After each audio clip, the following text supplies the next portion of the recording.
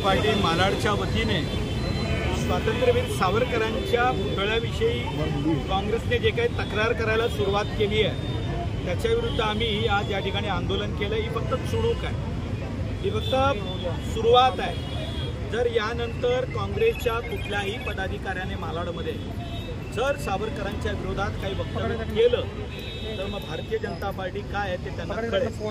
राजकारण आहे, तुम्हाला भारतीय जनता पार्टीला विरोध करायचा आहे तुम्ही जरूर करा। ही लोकशाही आहे, आम्ही लोकशाही मानणारे आहोत आणि म्हणून लोकशाही मार्गाने जो काही तुम्हाला विरोध करायचा आहे तुम्ही करा, तुम्हाला पूर्ण मोकळीक आहे। पण स्वातंत्र्यवीर सावरकर आमचा अभिमानाचा विषय आहे। भारताच्या स्वातंत्र्य लढ्यात त्यांचं जे योगदान आहे त्याविषयी कोणाचं दुमत असायचं कारण नाही आणि काँग्रेसने नेहमी स्वातंत्र्यवीर सावरकरांचा अपमान केला आणि म्हणून आम्ही आज या ठिकाणी ही जाहीर सूचना देण्यासाठी जमलेलो आहोत की लोकशाही मार्गाने भारतीय जनता पार्टीला तुम्हाला दोष द्यायचा असेल तुम्ही देऊ शकता, पण जो आमच्या स्वाभिमानाचा विषय त्याविषयी जर वक्तव्य केलं तर मग भारतीय जनता पार्टी आपल्या पद्धतीने उत्तर देईल।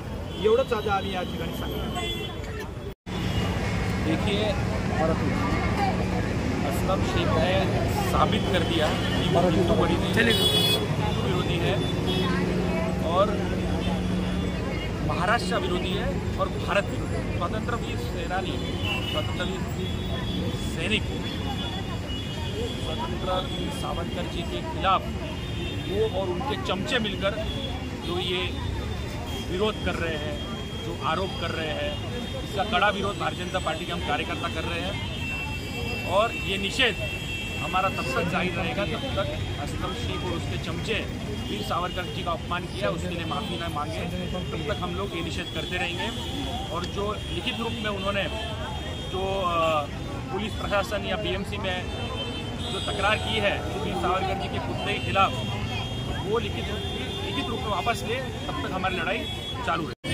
भारतीय जनता पक्षाच्या वतीने मालाड विधानसभा आणि भारतीय जनता पक्षाच्या युवा मोर्चाच्या वतीने आज हे आंदोलन ठेवलेलं आहे। या ठिकाणी आपण बघतोय या देशाला, या संपूर्ण जगाला अभिमान असलेल्या स्वातंत्र्यवीर सावरकरांचा या ठिकाणी पुतळा उभा आहे आणि त्या पुतळ्याचं अनावरण या ठिकाणचे आदरणीय खासदार पियुष गोयलजी यांच्या हस्ते झालं आणि याला जो संपूर्ण निधी प्राप्त झालेला आहे तो आदरणीय या ठिकाणचे तत्कालीन पालकमंत्री मंगलप्रभात लोढाजी यांच्या वतीने झालेला आहे। याला संपूर्ण प्रयत्न या ठिकाणी हा पुतळा उभारला, याला संपूर्ण मान्यता घेऊन प्रस्ताव ठेवण्याचं काम या ठिकाणच्या स्थानिक नगरसेवक योगिता कोळी यांनी केलं, त्याला संपूर्ण सहकार्य जया तिवारा यांनी केलं आणि संपूर्ण हिंदू धर्माला अभिमान असा पुतळा सर्व अटी शर्ती याची पूर्तता करून या ठिकाणी हा पुतळा उभारलेला आहे। परंतु असलम शेख आणि काँग्रेस यांनी नेहमीच